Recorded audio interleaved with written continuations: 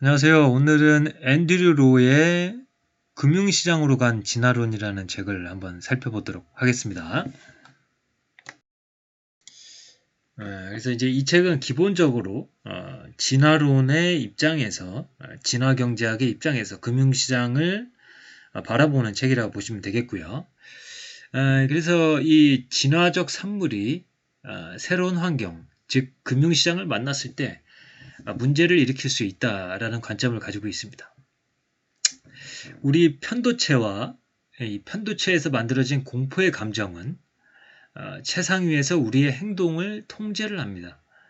그래서 우리의 사고를 담당하고 있다고 말해지고 있는 전두엽 같은 곳에 작동을 제대로 작동하지 못하게 만드는 것이 이 편도체라고 보시면 되겠죠. 그러니까 공포를 다루는 겁니다. 그 다음에 또 인간의 기쁨을 담당하고 있는 이 도파민 분비 체계의 불균형이 발생을 하게 되면 인간을 더 쉽게 더 많은 리스크를 감당하게 만든다고 합니다. 그래서 이 도파민 처방을 받은 파킨슨병 환자들이 도박에 중독이 된다고 하죠. 이 둘 다 이런 이야기를 하는 겁니다. 고통이나 기쁨이라는 것이 작동을 하게 되면 합리적 의사결정은 이 신경화학 작용 앞에 무력해질 수밖에 없다. 심리학자들과 행동경제학자들이 인간의 비합리성에 대해 수많은 증거들을 제시를 했습니다. 그래서 이러한 비합리성, 불규칙한 행동 같은 것들이 수수께끼 같은 것이 아니라 구조적인 원인에 기반한 일정한 경향이다. 이 구조적인 원인은 아까 말씀드린 편도체나 이 도파민 분비 체계 같은 어떤 생물학적 특성에서 기반한 것일 수 있는 것이죠. 이 감정적인 반응을 좀 더 잘 통제할 수 있는 사람들이 더 우수한 트레이더가 될 수가 있습니다. 네, 인간이 가지고 있는 이 동물적인 공포가 때로는 도움이 되기도 하지만, 그러니까 호랑이를 봤을 때 도망가는 데 있어서 도움을 주긴 하지만 이 감각은 주식시장이 붕괴될 때 현명한 선택을 하도록 도와주지는 못한다. 이러한 극단적인 행동들은 새로운 환경에 적응할 수 있는 충분한 시간이 주어지지 못하느냐에 따라서 더 좋은 행동으로 교정될 수 있느냐가 결정이 되는 겁니다. 그래서 이 백상아리는 이 바다에서 완벽하게 적응한 최고의 포식자입니다. 하지만 육지에 올라온 백상아리는 그저 부적응자의 처절한 몸부림만 보일 뿐이죠. 그래서 우리 미래를 예측하고 계획을 세우는 이 인간의 가장 강력한 재능이 본래 그 능력이 적용되지 않았던 영역에서 쓰이게 되면 우리를 잘못된 길로 이끌 수 있다라는 거죠. 그래서 금융이 아닌 환경에서 다듬은 이 휴리스틱을 금융 환경에 적용하기 때문에 여러 가지 부적응, 그다음에 비효율적인 현상들, 비합리적인 행동들이 발생을 하게 되는 것입니다. 그래서 이제 적자 생존이라는 말이 있죠. 근데 좀 더 정확한 표현은 환경에 가장 잘 적응한 개체의 생존이라고 하는 것이 더 낫다고 합니다. 동물원 우리 속의 오랑우탄보다 인간이 더 적합한 존재라고 말할 수는 없습니다. 인도네시아의 열대우림 안에서는 나보다 오랑우탄이 훨씬 더 적자에 가까울 테니 말이다. 그러니까 환경이 문제라는 거죠. 인간 사회라는 환경이라면 당연히 인간이 좀 더 적합한 존재겠죠. 그러나 이제 열대우림 안에서는 오랑우탄이 더 적합한 자일 수 있다. 그래서 환경이라는 게 중요하다. 환경이 변화하게 되면 예를 들어서 세계 육상대회를 통해 가장 빨리 달리는 사람을 찾다가 갑자기 오페라 가수를 뽑는 것으로 기준이 바뀌게 되면 된다는 거죠. 그래서 이 환경이 변화한다는 것. 만약에 환경이 변화하지 않는다면 진화의 과정은 단순할 것이라는 거죠. 그래서 환경에 가장 잘 적응하는 존재를 남기는 과정이 이 자연선택의 과정이고 이 과정은 한편으로는 생태계 변화에 취약하게 만드는 과정이기도 하다. 왜냐하면 기존의 환경에 가장 잘 적응하는 존재라는 것은 환경이 변했을 때는 이제 잘 적응하지 못할 수 있는 거죠. 그래서 끊임없이 변화하는 환경 속에서는 다양한 유전자, 다양한 종들을 유지하는 것이 좋다고 이야기를 하는 겁니다. 그래서 워런 버핏도 이런 이야기를 한 적이 있습니다. 그래서 자본 배분에 있어서는 내가 재능을 가지고 있고 나의 재능은 완벽하게 이 사회, 내가 태어난 이 사회에 의존하는 것이다. 만약에 내가 어떤 이제 부족들, 사냥으로 먹고 사는 부족에서 태어났다라면은 나의 이 재능, 자본을 배분하는 이 능력은 가치가 없었을 것이다. 나는 빨리 달리지도 못하고 힘도 없고 그래서 아마 야생동물의 한 끼 저녁 식사로 끝났을 것이다 라고 이야기를 하고 있는 거죠. 그래서 이제 이 전통적인 금융 이론을 꽉 잡고 있는 이 효율적 시장 가설 진영이죠. 시장은 항상 효율적이다. 모든 정보가 실시간으로 반영이 된다. 그래서 초과 수익을 누리는 것은 가능하지 않다. 뭐 이런 식의 이야기들이죠. 시장이 효율화되는 것은 시장 안에서 참여자들이 경쟁하기 때문이다. 그리고 때때로 시장에서 발생하는 인간의 비합리성은 시장 전반의 상황에 큰 영향을 미치지는 않는다. 비합리적인 행동이 발생했을 경우 이윤 추구의 경쟁 상황이 좀 더 합리적인 사람들로 하여금 이런 비합리적인 행동을 이용해 돈을 벌게 만들어서 결국 이 합리적 행동이 시장 전반에 퍼져나가게 된다라는 거죠. 그러니까 비효율적인 시장이 일시적으로 비효율적으로 될 수는 있지만 그거를 다수의 경쟁자들이 가만두지 않는다는 거죠. 그래서 그 경쟁 속에서 다시 효율성이 만들어지게 된다. 균형을 찾게 된다라고 이야기를 하는 겁니다. 어떤 트레이더가 감정에 사로잡혀 이상한 매매를 한다고 해도 비합리적인 행동이죠. 이것을 기회로 삼아 돈을 벌려고 다른 트레이더들이 개입되어서 전체 시장의 합리성은 유지된다고 설명을 하고 있습니다. 그래서 이 이제 효율적 시장 가설 진영에서 이 주요한 원칙들이 있는데요. 첫 번째는 수익과 위험은 비례한다. 고수익을 낼 수 있는 투자 자산은 큰 위험도 내포한다. 그러니까 하이 리스크 하이 리턴이죠. 투자의 기대 수익은 자산의 리스크를 변동성으로 보죠. 그래서 기대 수익은 리스크에 비례하며 이는 자본 자산 가격 모형에 따라 결정된다. 이 두 번째 원칙을 기초로 포트폴리오 관리자는 리스크 대비 수익률을 제공하는 포트폴리오 조합을 낮은 비용으로 구성한다.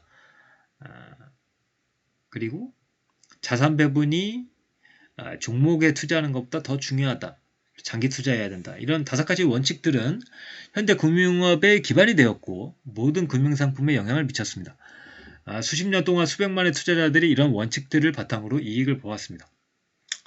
그러나 이 원칙들은 물리법칙처럼 불변하는 것은 아닙니다. 이런 원칙들은 원칙이라기보다는 일종의 휴리스틱이라고 보는 것이 타당하다. 아까 말씀드린 대로 휴리스틱이라는 것은 어떤 환경이 변화하면 맞을 수도 있고 맞지 않을 수도 있고 그런 거거든요. 그래서 이 휴리스틱의 유용성은 어떤 특정한 가정들 하에서만 존재한다. 그러니까 어떤 특정한 환경들 하에서만 작동한다 이렇게 볼 수 있겠죠. 그리고 이제 지난 수십 년간 하이 리스크 하이 리턴에 대한 증거들은 많이 있었습니다. 하지만 1990년 중반부터 2000년대 초반까지 변동성이 확대되었을 때 수익성이 반대로 감소하는 모습을 보여줬습니다. 그래서 하이 리스크 로우 리턴의 모습을 보여준 거죠. 그래서 이 적응적 시장 가설은 이 저자가 주장하는 이 적응적 시장 가설, 이 진화론을 통해서 시장을 보는 이 가설은 위험을 감수하는 것이 반드시 수익률로 보상받는 것은 아니라는 것을 알려준다. 어떤 환경에 있느냐의 문제인 것이다. 그래서 진화론적으로 계속 생각을 하는 거죠. 환경이 바뀌면 그 바뀐 환경에 맞춰서 잘 적응하는 자가 좋은 수익을 낼 수가 있고 그 잘 적응하지 못하고 과거의 휴리스틱, 과거의 패턴에 사로잡힌 자들은 손실을 볼 수 있다라고 이야기를 하고 있는 거죠. 그리고 역시 이 인간의 비이성적인 편향 이야기하는 이 행동경제학 쪽은 이 인간의 비이성적인 편향이 시장 안에서 경쟁을 통해 제거되지 못함을 보여주었다. 그러니까 비이성적인 편향이 계속해서 발생하고 없어지지 않는다는 것을 보여주었다. 행동경제학의 관점에서 보면 인간의 불합리성으로 인한 알파가 존재한다. 우리의 적응적 시장 가설로 보는 세계에서는 알파는 존재하지만 시간이 감에 따라 투자자들이 몰려들어 점차 사라질 것이고 시장의 베타는 지속적으로 존재한다. 이런 세계에서 알파를 추구하는 것은 도전의 대상이지만 그 도전에 성공한다고 해도 어떤 알파가 지속적으로 유지되지는 못한다. 그래서 어떻게 이제 말씀드리자면 이제 이 컴퓨터 알고리즘을 통해서 어떤 기술적 매매를 통해서 어떠한 패턴을 통해서 돈을 벌 수 있다라는 것을 발견을 하고 그 알고리즘을 통해서 계속해서 돈을 벌었다고 가정을 해보죠. 그러한 초과 수익, 누군가 수익을 내고 있다라는 그런 것은 오래가지 못합니다. 경쟁자들이 몰려들어서 똑같은 전략을 복제하게 되고 따라하게 됨으로써 그 알파는 점점 줄어들게 되겠죠. 그럼으로써 효율적인 시장이 되어갈 수 있다. 그러니까 이제 어떻게 보면 효율적 시장 가서는 비합리성이 발생할 수는 있지만 비합리성을 통해서 비효율성 같은 것들이 발생할 수 있지만 그것들 경쟁에 의해서 제거가 된다고 보는 반면에 행동경제학은 제거되지 않는다라고 이야기를 하는 것이고 이 이제 진화론적 관점에서는 이 둘을 통합해서 보는 겁니다.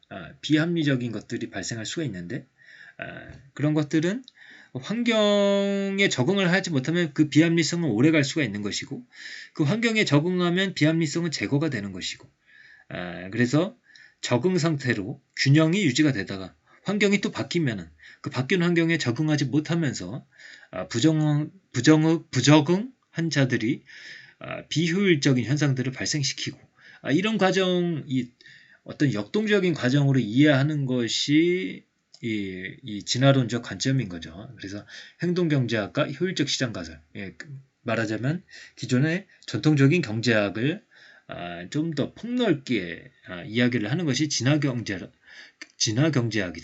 이렇게 이야기할 수 있을 것 같습니다.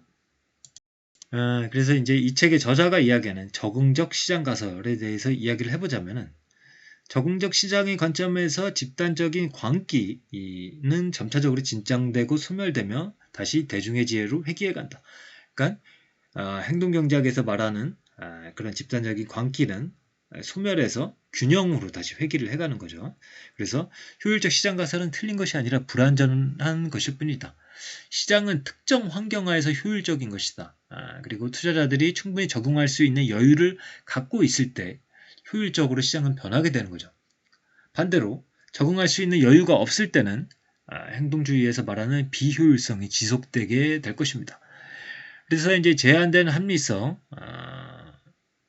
그러니까 이 행동주의 쪽에서 말하는 이 제한된 합리성과 고전 경제학의 최적화는 사실 밀접하게 연관되어 있다. 우리의 뇌는 본연의 한계로 인해 일상생활에서 늘 최적의 결론을 도출해내지는 못한다. 그러나 실패의 경험으로부터 학습 기회를 갖는다면 점차로 최적의 결론에 근접해 가게 된다. 그러니까 역시 말씀드린 대로 행동경제학에서 전통적인 경제학에서 말하는 그런 가정들, 그런 현상들로 근접해 가는 그런 전체의 과정을 적응적 과정으로 설명을 하는 겁니다. 그래서 우리는 항상 합리적이지도 않고 항상 비합리적이지도 않다. 우리는 진화의 힘을 지배받는 특성과 행동을 가진 생물학적 개체일 뿐이다. 그래서 이 행동경제학의 주장을 받아들이고 전통경제학을 배제하는 방식이 아니라 이 둘 다를 포섭하는 이 합리성의 전통경제학과 비합리성의 행동경제학, 이 상충되는 개념들을 하나의 프레임워크, 적응적 과정, 진화론적으로 설명하는 것이 이제 이 책의 주제인 것이죠. 그래서 이제 큰 변화가 없는 안정적인 환경하에서는 투자자들이 효율적인 투자 전략으로 휴리스틱을 개선시킴에 따라 차익거래 기회나 가격 오류들이 수정되면서 효율적인 시장으로 변화해 나갑니다. 유연하고 확장적인 적응적 시장 가설은 효율적 시장 가설이 가정하는 상태를 적응적 시장 가설하에 특수한 하나의 형태로 포함할 수 있다. 그러나 이런 효율적인 상황은 오래 가지는 않는다는 거죠. 그래서 어쨌든 효율적 시장 가설이 전제하고 있는 균형이라는 상태는 과정 속의 일부분에 지나지 않는다는 겁니다. 적응적 시장 가설은 좀 더 복잡한 시장의 움직임을 이야기를 합니다. 이제 생물학적으로 봤을 때도 지구상에 어떤 생물종이 나타날 때 다른 생물종이 멸종하는 것처럼 금융시장의 역사는 위기, 패닉, 열광, 버블 같은 현상들로 채워져 있다. 이런 시장 변화에 인간은 끊임없이 적응해 나간다. 예를 들어서 1960년대 강세장에 가장 적합하게 적응한 종들이 헤지펀드였고, 이 펀드들은 이 강세장에 가장 잘 적응했기 때문에 약세장이 도래했을 때 멸종하게 됐죠. 그래서 시장은 갈수록 효율적으로 변화하는 경향이 있고, 이러한 말은 시장 자체가 진화해 나간다라고 표현할 수 있을 것입니다. 그래서 비슷한 전략을 가진 펀드들이 같은 과즙을 쥐어짜내기 위해 달려들고 있다. 이 말을 생물학적으로 표현하면 같은 먹이를 노리는 포식자의 수가 증가하고 있다는 말이기도 하다. 주식시장에서 트레이딩을 하다가 이제 몇 년 전에 코인 매매 트레이딩 쪽으로 옮겨간 사람들도 있었죠. 왜냐하면은 처음 나오는 시장이었고 그 시장에 경쟁자들이 많지 않았고 학습된 것이 많지 않았고 그 시장이 형성되어 가는 과정이 있었기 때문에 초반에 들어간 트레이더들이 먹을 수 있는 여지가 더 많았던 겁니다. 이런 과정을 전체적으로 봤을 때 이런 것들이 결국에는 비효율적 시장에서 효율적인 시장으로 변화해 간다. 이러한 진화론적 관점에서 이해를 할 수 있다라고 저도 이 책에 대해서 동의를 하는 바입니다. 그러니까 이 책의 내용을 이 책의 틀을 통해서 금융시장을 좀 더 잘 이해할 수 있다. 저도 그렇게 생각을 합니다. 그래서 과거 2008년 금융위기를 봤을 때 이 금융시장이 무너졌죠. 이때는 합리적이거나 이성적인 의사 판단과는 거리가 멀어 보였죠. 근데 반면에 금융위기가 발생하기 전에 장기간 지속되었던 경제성장을 또 행동경제학으로는 설명할 수가 없거든요. 그러니까 이 둘 다를 포섭할 수 있어야 된다는 거죠. 1980년대 중반 이후 20년간 미국 경제는 낮은 변동성을 보이면서 지속적으로 성장해왔다. 이런 안정적인 성장기에 금융기관들이 적응한 것은 그렇게 적응을 했기 때문에 환경이 바뀌었을 때 최악의 금융위기로 연결이 된 것이죠. 그래서 투자자들, 정치인들, 감독, 당국 등등 모두가 변동성이 낮아진 시대에 적응하면서 높은 변동성이 펼쳐지던 시대에 그들을 살아남게 만들었던 요소들을 버렸고 그리고 변화를 거부하고 과거의 환경에 최적화된 모습을 유지한 금융기관들은 변동성이 변화된 시대에는 살아남지 못하게 된 것이다. 이렇게 이야기를 하죠. 그래서 2008년 금융위기 이후에 한 번 더 금융시장은 진화를 하게 됐죠.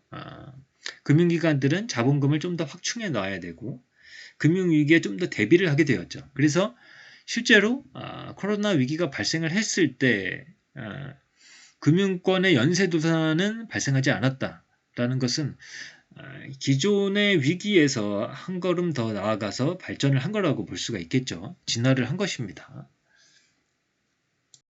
그래서 이 책에서 전제하고 있는 생물학 그리고 기존의 전통적인 경제학들이 전제하고 있는 물리학 이게 차이점은 뭐냐면 생물학은 하나의 단순하고 강력하고 통합적인 근본 원리를 갖고 있다. 다윈의 이론이다. 반면에 오늘날의 물리학은 궁극 이론에 대한 수많은 대안들이 존재하고 경쟁하고 있다. 게다가 이 수많은 이론들 중에 경제학에 쓸 수 있는 것은 거의 없다. 다만 이 적응적 시장 가설에서 개인의 행동이 반드시 생물학적으로만 결정된다고 가정하는 것은 아니다. 그러니까 생물학을 모티브로 삼지만 생물학적으로 다 설명하려고 하는 것은 아닙니다. 생물학적, 진화론적 틀로 프레임으로 이해를 하되 그 대상에 대한 이해는 사회나 문화의 기준과 같은 추상적인 사고의 차원에서도 할 수가 있는 거죠. 그러니까 말하자면 유전자로만 우리가 세상을 이해하는 것이 아니라 문화적인 유전자, 그리고 그 유전자의 진화, 그러니까 문화적인 진화의 차원에서도 우리가 볼 수 있다는 겁니다. 그러니까 생물학적 원리만 우리가 가져오는 거지 그것을 꼭 생물학적으로 이해해야 된다고 이야기를 하는 것은 아닙니다. 그래서 이 적응적 시장 가설은 아직도 가야 할 길이 많습니다. 이론의 발전에 있어서 초기 단계고, 그리고 유용성을 가지기 위한 더 많은 후속 연구들이 필요하다. 저도 이러한 연구들을 기다리고 있습니다. 제가 뭐 연구하는 사람이 아니기 때문에 이 책의 내용에 맞춰서 연구를 할 수는 없지만 다른 사람들이 학자들이 빨리 연구를 해서 저도 많이 배울 수 있었으면 좋겠다는 생각을 합니다. 유전자의 진화 속도로는 최신의 금융시장에 적합한 도덕적 직관을 갖는 것이 불가능하다. 그러니까 원시인이 금융시장에 온 거나 마찬가지죠. 그래서 이 야수, 애니멀 스피릿, 그 다음에 그 욕망들만 앞세우고 있는데 우리가 이 생각의 속도로 일어나는 진화를 일으켜서 규제, 법, 간섭 같은 걸로 우리 유전자에 존재하는 도덕적 직관, 그 결함을 대체해야 된다. 그러니까 우리가 애니멀 스피릿, 그러니까 이 동물적 욕망으로 할 수 있는 것들, 그걸로 금융시장을 대하는 것들이 옳지는 않잖아요. 우리가 생물학적으로 설명을 할 수는 있더라도 그것이 당위성을 가지는 것은 아닙니다. 우리가 가야 할 길은 좋은 방향으로 가야 되는 거고, 그것을 생각의 진화를 통해서 그것을 이루어내야 된다.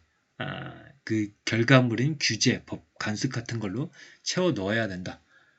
그래서 이 어떤 특정 시점에서 관찰하는 문화는 그 문화가 처해 있는 환경의 산물이고 우리가 금융시장의 문화를 개선하고 진정성을 회복하고자 한다면 이 환경의 맥락을 이해해야 되고 이를 위해서 심리학, 진화이론, 신경과학, 실증, 통계 등을 동원해야 된다. 이렇게 이야기를 하고 있습니다.